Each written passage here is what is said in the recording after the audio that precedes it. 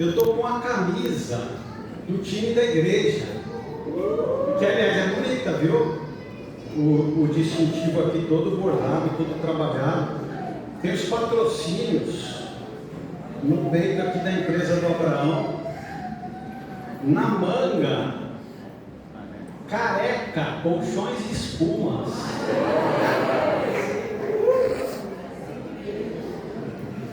Eu não jogo no time da igreja, gente. As minhas articulações, meu tornozelo, meu joelho, minha idade, minha barriga não permitem que eu jogue no time da igreja. Mas eu trouxe esse monte de coisa aqui para a mensagem de hoje, porque eu vou pregar sobre este assunto aqui. Deixa eu passar a tela. Em qual time você joga? E antes de a gente começar a mensagem, eu queria convidar você a pegar ou a sua Bíblia ou o seu celular. Se você quiser, você levantar comigo, nós vamos fazer uma oração rápida. Se você quiser repetir comigo, vamos lá. Senhor Deus, nesta manhã, eu te peço humildemente, que fale profundamente ao meu coração. Em nome de Jesus, amém. Se você foi sincero na sua oração, por causa desta palavra que é poderosa, essa palavra que é verdadeira, essa palavra que é profunda, você vai sair daqui hoje, nesta manhã, profundamente abençoado. Amém. Pelo poder desta palavra, a palavra de Deus. Quando a igreja se reúne e a palavra de Deus é aberta, é lida, é explicada, pelo poder desta palavra, nós nos transformamos. Amém, Senhor. Em 1977, o Pelé fez o seu último jogo como profissional. Ele havia jogado a carreira inteira pelo Santos, e aí ele se transferiu nos últimos anos para o Cosmos de Nova York, e ele teve ali os seus 3 últimos anos como profissional. E aí ele fez o seu jogo de despedida, o Santos contra o Cosmos. Haviam sido os 2 times pelos quais ele havia jogado. E é o que aconteceu no jogo de despedida do Pelé. Metade da partida ele jogou pelo Santos e a outra metade ele jogou pelo Cosmos. Ele jogou metade da partida em cada um dos lados. Haviam sido os 2 times que ele tinha defendido. E aí nessa partida, que era um amistoso, que era uma situação atípica, o Pelé jogou metade do jogo em cada um dos lados. Agora, numa situação convencional, você não pode ter alguém jogando dos 2 lados. Ele joga ou de um lado, ou ele joga do outro, porque esses times, mesmo que naquele momento, naquele instante, em uma relação, amistosa ali, de uma prática desportiva, são adversários. Não tem como você jogar dos 2 lados. E nós, meus irmãos, quando nós pensamos na vida, quando nós pensamos que um dia nós decidimos, e eu espero que isso já tenha acontecido com você, quando nós decidimos seguir o Senhor Jesus Cristo, nós estamos do lado do Senhor Jesus. Amém? Amém. Não existe a menor possibilidade de a gente jogar uma parte de um lado e uma parte do outro. Nós estamos seguindo Jesus, nós estamos do lado do Senhor Jesus. E o texto que eu escolhi hoje, para ler com os irmãos, para explicar para os irmãos, é um texto em que o apóstolo Paulo, já já a gente vai abrir, preste atenção porque essa expressão é chave em tudo que eu vou falar. Ele apresenta uma disputa no campo dos pensamentos, uma disputa no campo das ações, em que nós vamos ter de escolher estar do lado do Senhor Jesus. Existe uma disputa o tempo inteiro na nossa vida. De um lado, o Senhor Jesus, o Espírito do Senhor Jesus nos convocando a agirmos de uma determinada forma, do outro lado, o nosso adversário, o nosso inimigo, querendo que nós estejamos agindo no nosso dia da maneira como ele deseja. Uma disputa no campo dos pensamentos e das ações, e que nós precisamos escolher o lado do Senhor Jesus. Eu convido você a abrir a sua Bíblia na carta que Paulo escreveu aos Efésios, capítulo 4.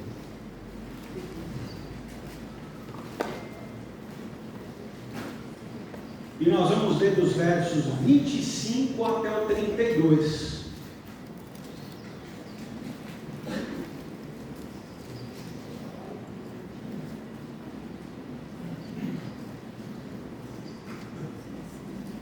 Se você quiser escolher aí no aplicativo a versão que a gente usa na igreja, é a Nova Almeida atualizada, NAA.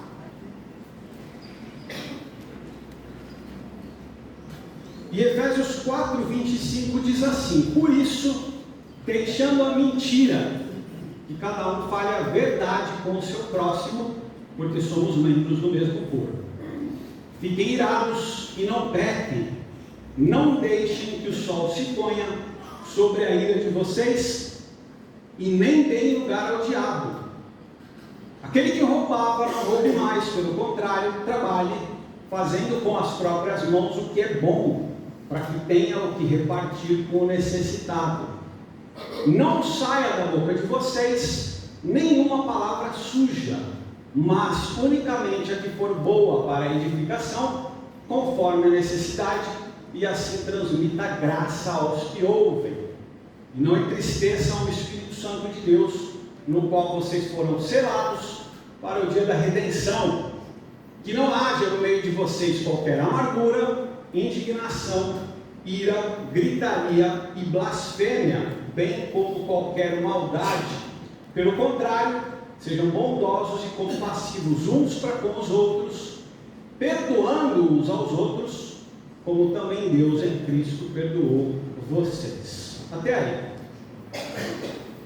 Então, meus irmãos, como eu falei, Paulo apresenta nesse trecho aqui uma disputa no campo do pensamento e das ações, e nós teremos de escolher o lado do Senhor Jesus. Esse é o lado pelo qual a gente se esforça. E hoje é a última mensagem da liderança da igreja voltada para o cuidado dos relacionamentos, pelo menos nessa série. Evidentemente que a temática vai voltar depois, mas nessa série voltada para a temática dos relacionamentos da igreja, eu vou aplicar esse texto aos relacionamentos da igreja. Eu não vou dar tanto foco para os versos que falam a respeito daquele que roubava, não roube mais. Quero crer que já estamos e somos melhores do que isso. Também não vou dar foco para o verso que fala em não entristeçam o espírito. Isso aí daria para pregar uma mensagem inteira. Eu vou dar foco para os versículos que falam dos relacionamentos da igreja e também no nosso lar.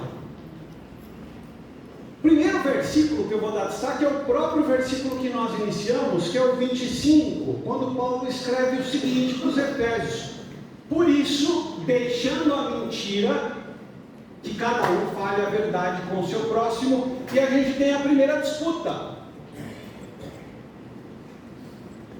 Nós devemos, como seguidores do Senhor Jesus, deixar a mentira.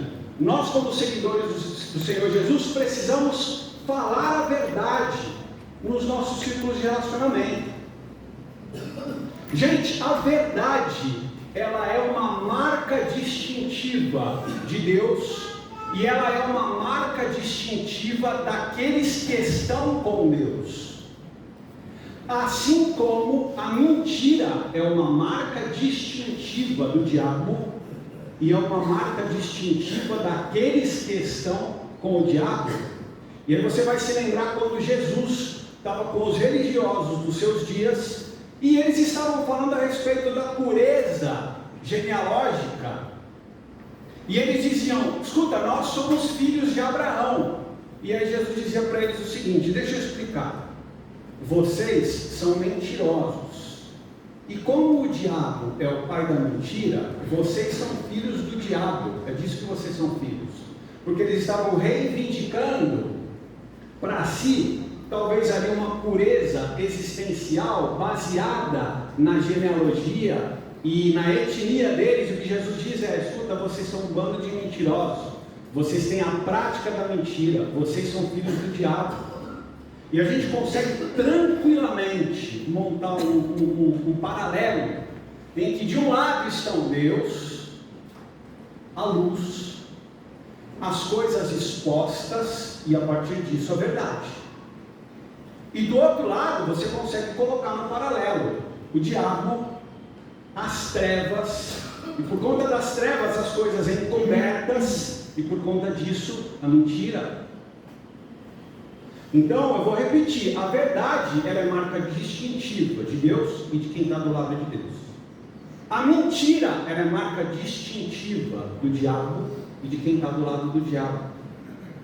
Você vai se lembrar, e há uma história sobre mentira na Bíblia, em que um sujeito chamado Barnabé, ele vende uma propriedade com a intenção de doar aquele recurso para a igreja.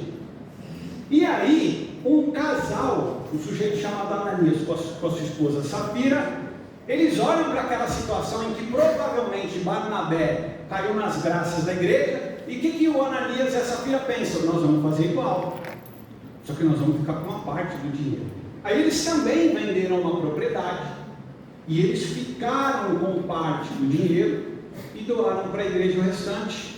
E aí eles vão ser questionados por Pedro, não porque eles tinham dado como oferta parte do terreno, porque, como diz o texto bíblico, a propriedade era deles, eles faziam o que eles quisessem.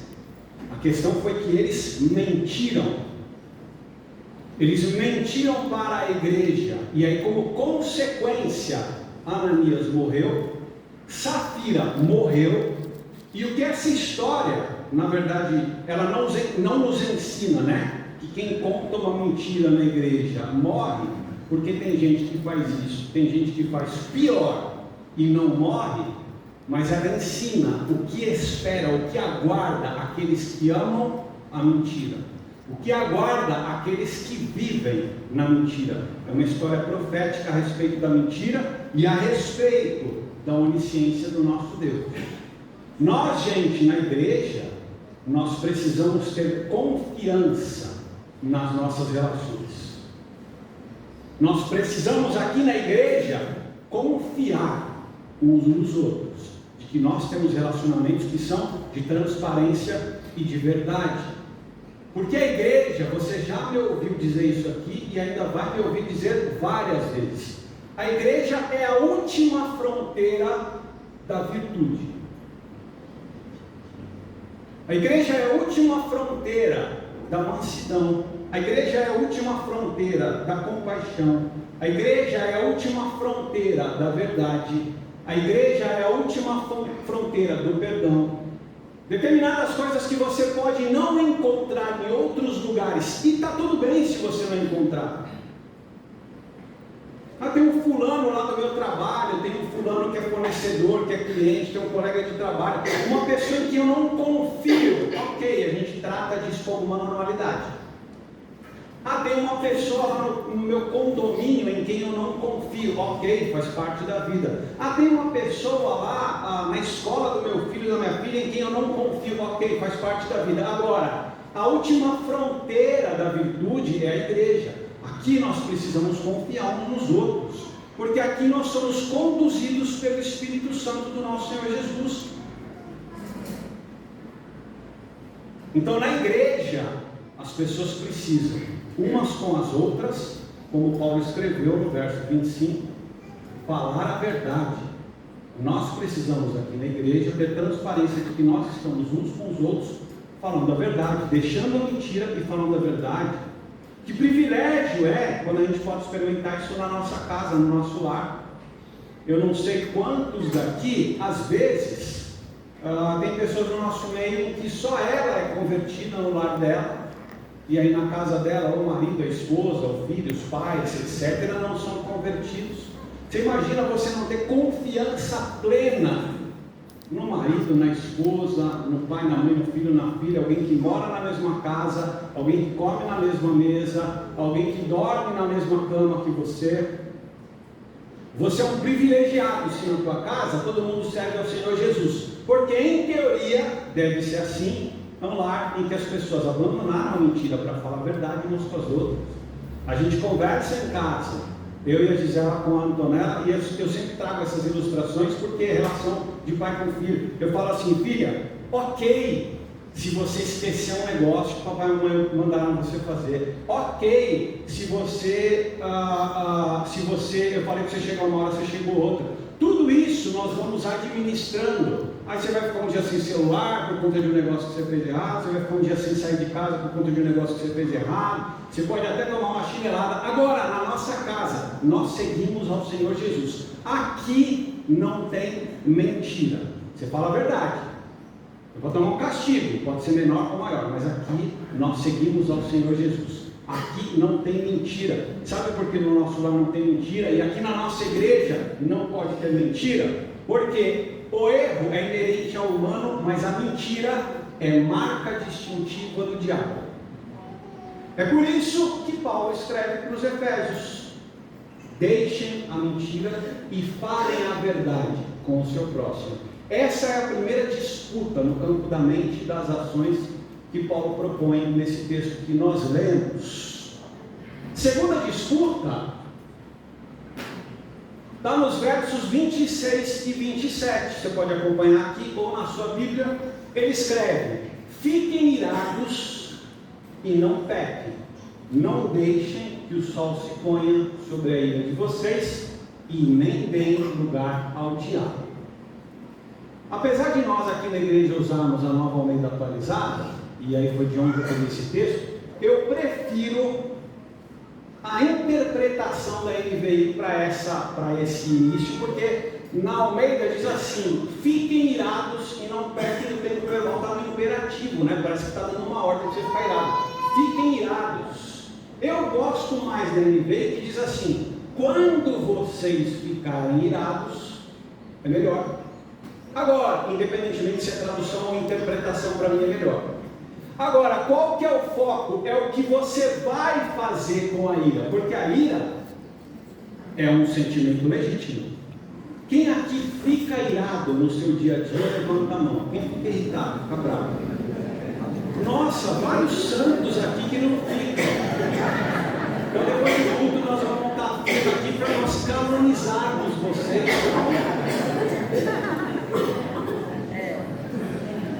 Deixa eu dizer algo para você. Deus fica irado, Jesus ficou irado.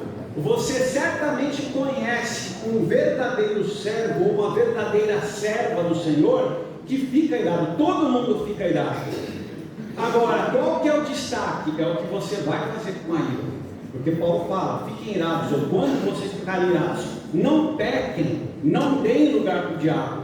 O que você vai fazer com a ira? E a primeira resposta é: o que você vai fazer com a ira? Eu gosto daquele verso que Paulo escreveu para os Coríntios: levamos cativo todo pensamento para torná-lo obediente ao Senhor Jesus Cristo. Você pega o seu pensamento de ira e você leva o seu pensamento de ira cativo ao Senhor Jesus Cristo para torná-lo obediente ao Senhor Jesus Cristo. Então essa é uma primeira pergunta: o que você faz com a ira? Você leva o seu pensamento de ira cativo ao Senhor Jesus Cristo. Segunda pergunta: que espaço que você dá para a ira na sua vida? Porque se nós somos controlados pelo Espírito Santo do Senhor, a ira não vai transbordar na gente. Você vai se irar, claro, mas você não vai transbordar de ira. Pelo contrário, vai transbordar na sua vida a alegria, o amor, a paz, a bondade, a benignidade, a mansidão, o domínio próprio, o fruto do Espírito. Não a ira. A gente pode lembrar de quando Jesus ficou irado. Você se lembra quando ele chegou no templo e aí tinha os cambistas, e eles estavam ali fazendo do templo do Senhor um mercado, e aí Jesus faz um chicote. Na revista corrigida ou na revista atualizada, no Azorrague, né? Quem cresceu lendo a Bíblia que nem eu, na revista corrigida ou atualizada, Jesus fez um Azorrague. Aliás, tem um monte de palavra que você só sabe o significado porque está na Bíblia e você ia ver no dicionário o que é aquele significado. Jesus fez um chicote e aí ele sai dispersando os cambistas. Agora, a pergunta que eu faço para você é: Jesus andava com o chicote na cintura? Não. Pelo contrário, Jesus o tempo inteiro ele incitava as pessoas à mansidão. Então você vai se lembrar que quando ele e os seus discípulos estão atravessando a terra de Samaria, e os samaritanos não querem que eles passem por aquela terra, qual que é a sugestão de Tiago e João, que eram os irmãos nervosinhos, né? Os filhos do trovão, em grego, Boanerges, os irmãos Boanerges, né? Nervosinhos: mestre, já que eles não querem que a gente passe por essa terra, vamos orar e vamos pedir para Deus mandar um fogo do céu para acabar com todo esse povo. Os discípulos de Jesus, hein? E aí Jesus censura os seus discípulos. Ele diz: não, gente, não é isso, não é assim. Jesus está ensinando a mansidão. Você vai se lembrar quando Jesus está no Getsemane orando, e aí aparecem os seus, aqueles que vão capturá-lo, né, para levá-lo preso. E aí Pedro pega uma espada e ele arranca a orelha do soldado romano. E aí Jesus cura a orelha do soldado e manda Pedro guardar a espada. Não é assim. Você vai se lembrar quando Jesus está crucificado, e aí os soldados que o crucificaram, zombando dele, dizendo: se você não é o filho de Deus, então você desce daí e se salva. E qual é a palavra de Jesus? Pai, perdoa-lhes, porque eles não sabem o que estão fazendo. Então, quando alguém quiser dizer: ah, mas Jesus ficou irado, Jesus entrou no templo com chicote. Entrou, só que ele não dava com chicote. Ele o tempo inteiro incitava as pessoas à mansidão. Você vai se lembrar do apóstolo Paulo, que antes da sua conversão vivia de capturar cristãos para mandar prendê-los. E aí, quando chega a hora de matar Estevão, o apóstolo Paulo está ali diante da cena, consentindo na morte de Estevão, diz o texto bíblico, e as pessoas pegavam as vestes de Estevão e jogavam aos pés de Paulo, que olhava aquilo e aprovava aquilo. Antes da sua conversão, mas depois que ele se converteu, talvez o ponto alto de ira de Paulo tenha sido quando ele está escrevendo para os Gálatas. Ele fala o seguinte: meus irmãos, se eu estivesse pessoalmente com vocês, eu gostaria de poder levar um pouco o meu tom de voz. Essa é a demonstração máxima de ira de um sujeito que antes mandava prender e mandava matar. Então, meus irmãos, se nós estamos seguindo o Senhor Jesus, a gente deixa a mentira para falar a verdade, a gente controla a ira para exercitar o domínio próprio. Nós precisamos ter domínio próprio. Olha só o exercício que eu vou te propor, para você pensar na família 1. Família 1, tá bom? Na família 1, quando eles divergem, eles levantam a voz um com o outro, eles discutem, eles batem boca, eles dizem grosserias. Alguém levanta da mesa derrubando a cadeira para trás, sai pisando firme pelo corredor, bate a porta quando entra no quarto, lá de dentro do quarto ele grita um negócio que ele lembrou para quem estava lá na cozinha, blá, blá, blá. Essa é a família 1, tá bom? Na família 2, quando eles divergem, eles apresentam seus pontos de vista, eles esperam o outro falar, eles não interrompem, eles respeitam a opinião do outro, ninguém sai pisando duro, ninguém sai batendo porta, ninguém grita de lá de dentro do quarto quando lembra um negócio. Essa é a família 2, tá bom? Por que vocês estão rindo aí? Agora olha só que vergonha. Chega no domingo, no fim de semana, a família 1 vai para a garagem, entra no carro e vai para a igreja. Olha que vergonha. Chega no fim de semana, a família 2 vai na garagem, entra no carro e vai para o centro espírita, vai para a macumba. Mó vergonha, né? É, vergonha. Se nós estamos seguindo o Senhor Jesus, então vamos lá. 1, deixa a mentira, fala a verdade. 2, controla a ira, exercita o domínio próprio. E aí eu vou encerrar esse segundo ponto com essa frase. Na igreja nós não podemos ser um bando de nervosinhos.